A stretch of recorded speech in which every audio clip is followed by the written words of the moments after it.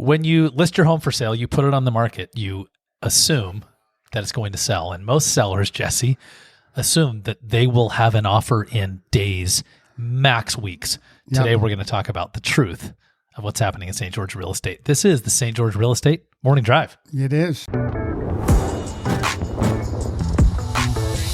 I'm like, what's going on? Jesse Paul is with me. Living the dream, my friend. I know you are, buddy. If this is the dream, then we can all downgrade, can't we? Well, I think whatever I'm doing is a dream, because with my life, I'm lucky to be here. It's actually true. This is actually what Jesse thinks.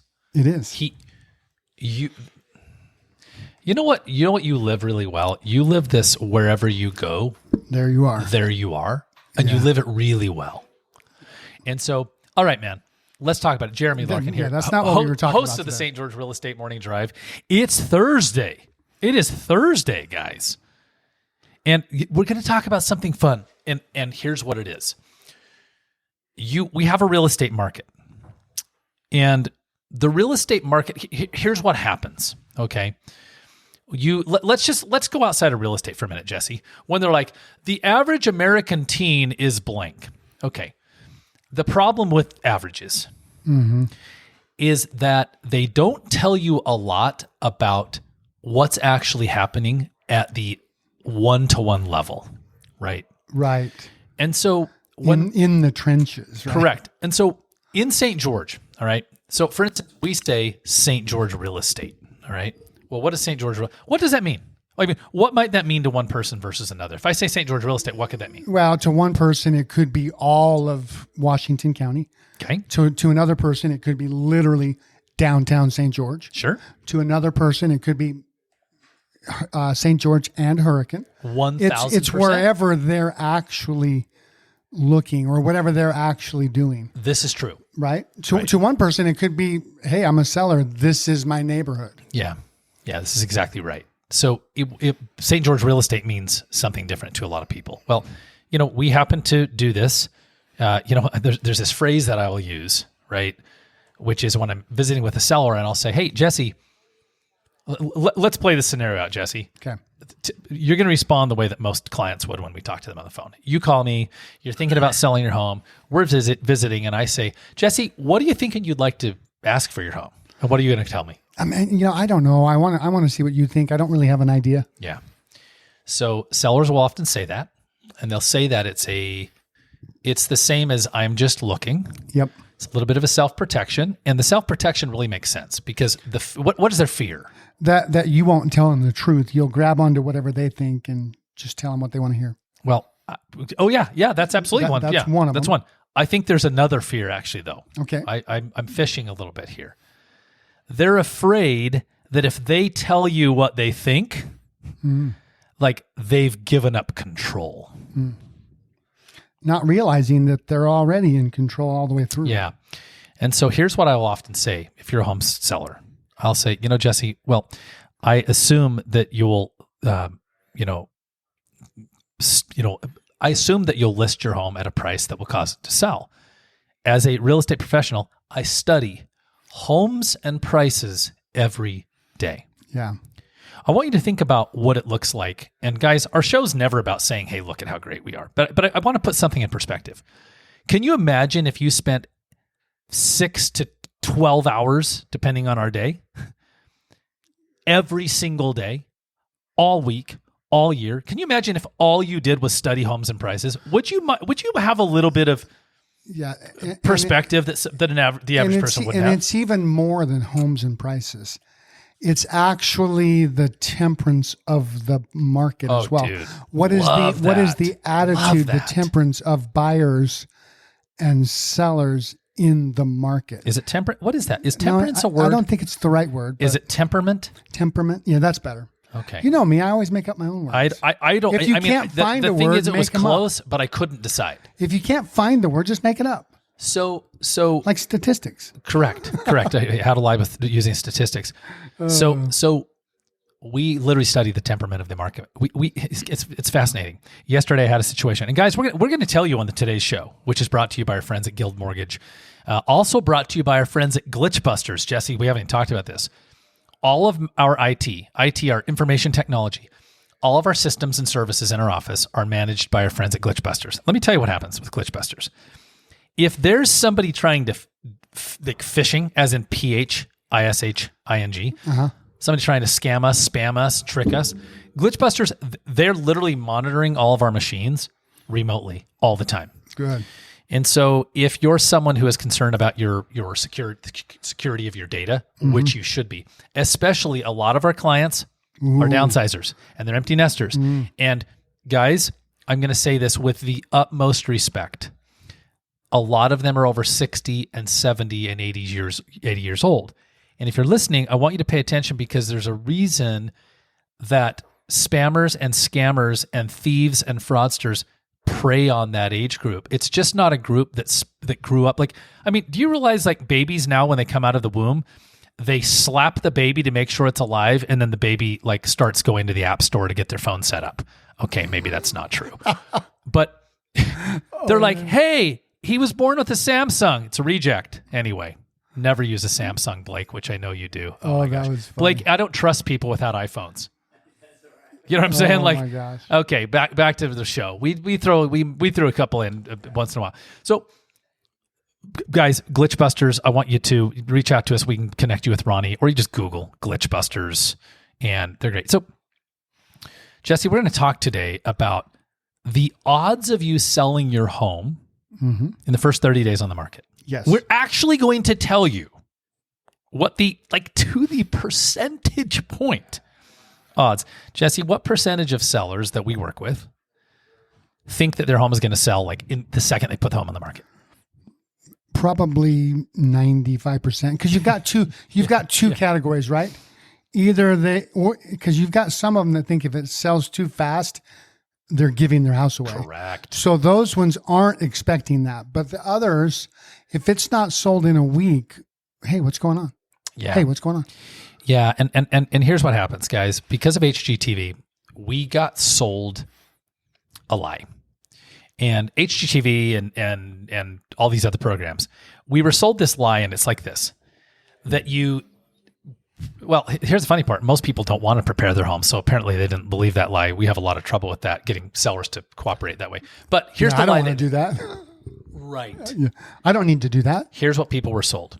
That you set up the home, and your realtors plan an open house, and it's this event, and a parade of people walk in.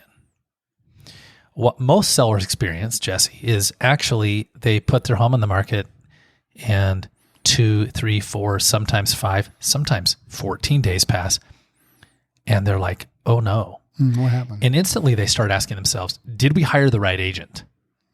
Guys, that's a very logical question. If you're a consumer, that's a logical question. But we're going to talk about, remember we opened with talking about St. George real estate, and what does that mean? We're going to talk about a little something called a tale of, we could say 2 markets, but Jesse, I'm going to say a tale of many markets.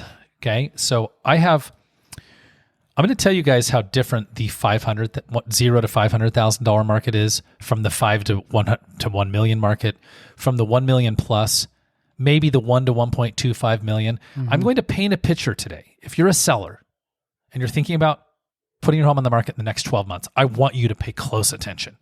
If you're a buyer and you're thinking of buying in the next 12 months, definitely pay attention. Right. All right. We use a system. This is pretty cool. So we were the absolute first sharp end of the spear here to bring some technology in a town called Area Pro. And so our YouTube viewers are going to see this after and be able to watch it. But if you're listening on the radio, you won't see this because hopefully you're driving your car and you're paying attention to the road. You can go to Facebook and watch it right now. Facebook.com/St. George Experts, or just look for the Larkin group on Facebook. So, Jesse, I want to look at Greater St. George. Okay. Okay, we're going to Greater St. George? Yeah, well, okay. I'm just going to say, I mean, look, okay. Should we say Washington County? Let's say Washington County. The data that I sent you was Washington County single-family homes. Okay, so here's what I'm going to tell you, all right? I'm going to tell you a little bit, and guys, Jesse, let's deliver this. No jargon. No jargon allowed, all right? We're speaking to regular people, and I want to tell you about what's happening. So today, Let me get on the right one because we have this. Well, and then you can look on Zoom too. Today, we have this situation, guys, which is we look at what is called months of supply. Now, let me tell you what this means for you as a buyer or seller. Buyers and sellers want to know simply, is it a blank or blank market? Jesse, what do they want to know? Is it a buyer's or a seller's market? Yeah. Let's keep it simple, stupid. KISS method. Okay. And I'm not saying you're stupid. We're stupid because we got into real estate. Yeah. So sometimes I don't answer the way he wants. That was great. So do they want to know a buyer's or seller's market? Okay. So right now, guys, if you looked at the whole market of Washington County and you asked me, Jeremy, how's the market? By the way, that is the number one question that realtors are asked at family parties, Memorial Day, cemetery walkthroughs, and I don't know, coffee shops. I'd say, well, that depends on whether you're thinking of buying or selling. But I can tell you right now that in Washington County, there is 5.3 months of supply. And you're going to look at me, Jesse, as a consumer, and you're going to go, What? What does that mean? What does that mean? Well, Jesse, I'm so glad you asked, Jesse. What that means is 4 months or less of inventory is really a seller's market. Yep. And more than 6 months is becoming a buyer's market. More than 7 is a buyer's market. Right. Okay. So we have 5.3 months. So Jesse, it's not a seller's market. It's not a buyer's market. It's more balanced. Okay. Well, here's what's interesting. What if you said, Jesse, that you wanted to list your home above $1 million? Well, did you know how much supply there is, Jesse? 10.7. Twice as much supply. If you wanted to sell a home between 1 million and infinity, which by the way, right now in St. George is about 10 million. Is it a buyer, seller, or neutral market? Buyers. It is a buyer's market. Here's why I want our listeners, Jesse, to understand this.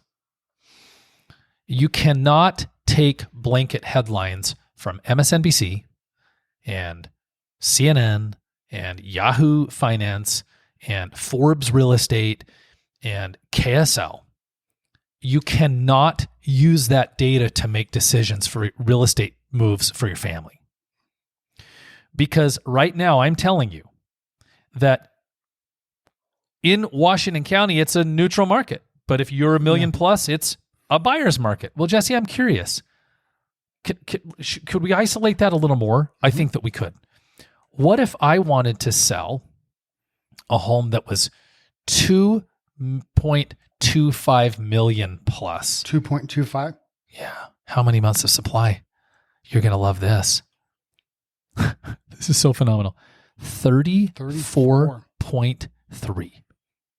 Jesse, would that be a buyer's market, a seller's market, or a raging buyer's market? Raging buyer's market.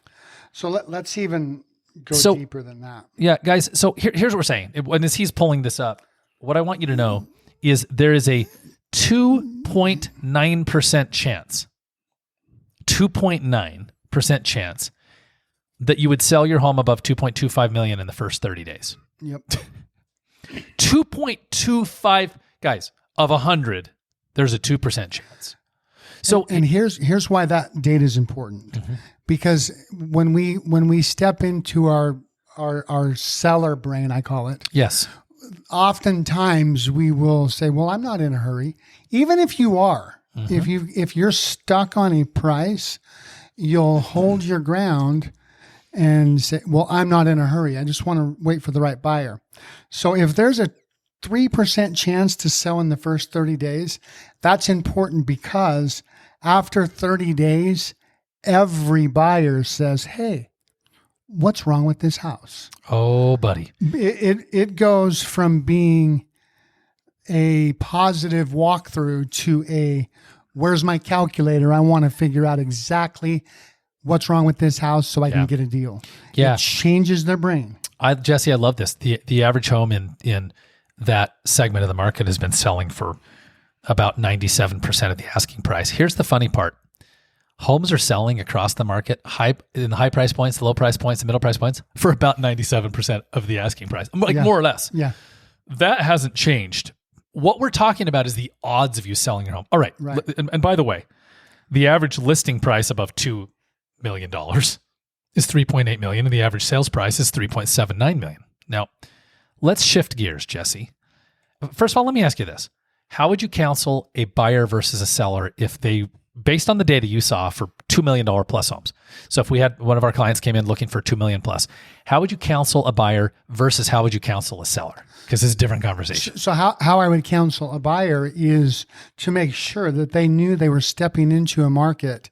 That means it has to be a long-term hold, because there's not a chance with 34 months of inventory that the market's going up.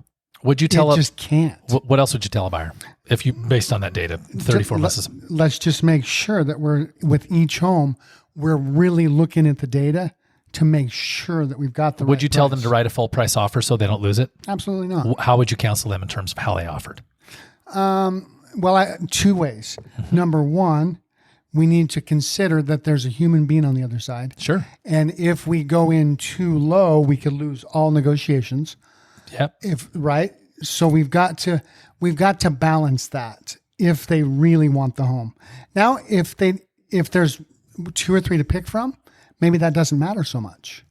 Yeah. But we have to think, we can't just look at price as a determining factor.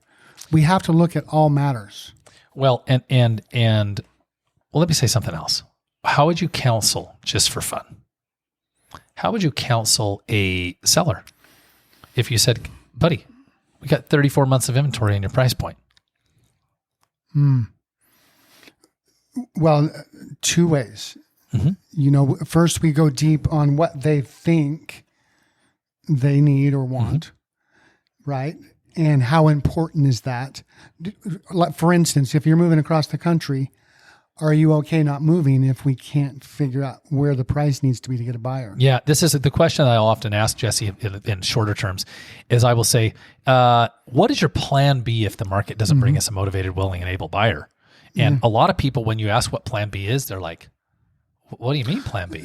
I thought my home was going to sell. Let's use a good example. Right now, we've got a lot of sellers on the market that are holding an appraisal, and they're standing hard on their appraisal. The challenge with that, we've been in a market, especially over $1 million, for 2 years where buyers haven't necessarily paid appraised value. Yeah. So that seller that's holding onto that appraisal may never sell. Well, I tend to get on the freeway a lot. So my fiance Jen lives in Lehigh, and it is weird. When I'm on the freeway, I definitely glance in the rearview mirror to see what's happening behind me periodically and to see if I'm going to get pulled over. But about 99% of the time, I look ahead.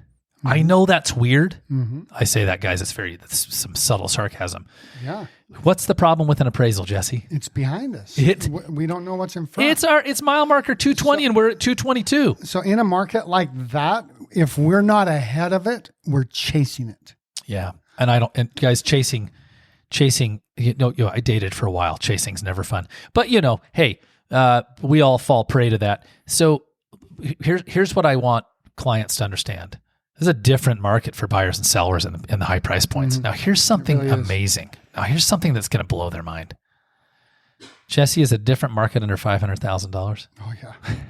There's 2.9 months of inventory. We've established for our listeners, guys, if you're wondering, is it a buyer's market, a seller's market? Well, under 4 months of inventory is a seller's market. Now, I think what's fascinating about this, Jesse, we said there was a 2.25% chance that you would sell your home above $2 million in the first 30 days, which everyone thinks they're selling the home in the first 30 days. Yep. What are the odds that you would sell your home under $500,000 in the first 30 days? 3.4. That does not make sense. Oh, no, I'm sorry. 30. Thank you. 34, I was like, 34. I'm like, nothing about that feels right. 34%. Thank sorry you. about that.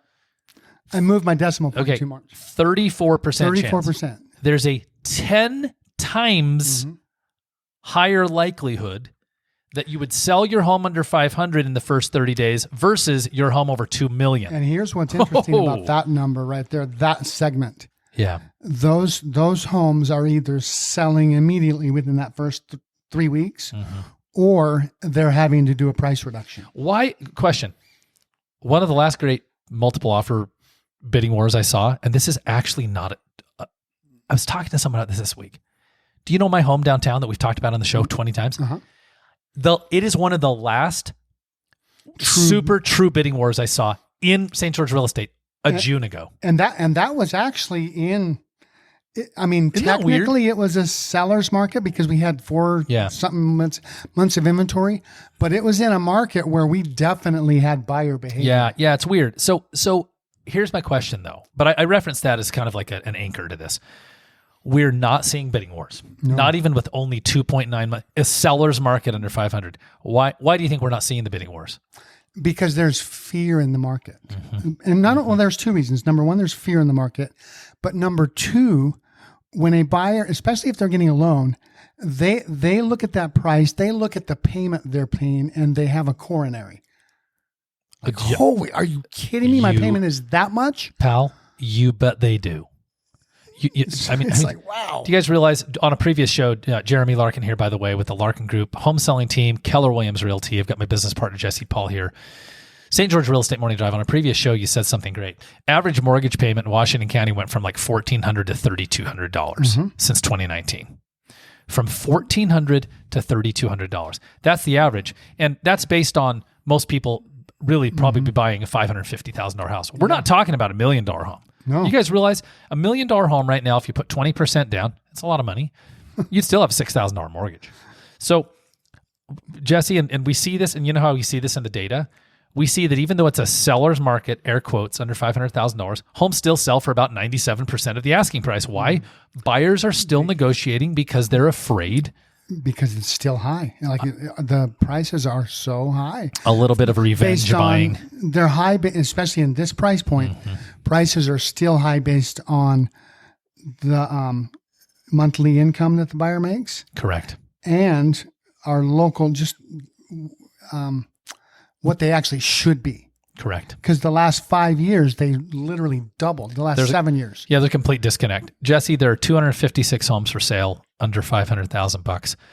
116 are under contract. Guys, that is what we call a pending ratio. Let me tell you something. That's a high percentage of the homes that are on the market are under contract. Yeah, because a really stable market would be about 30% are under contract. So 45% is actually really good. Let's wrap up with a couple of lessons today, okay?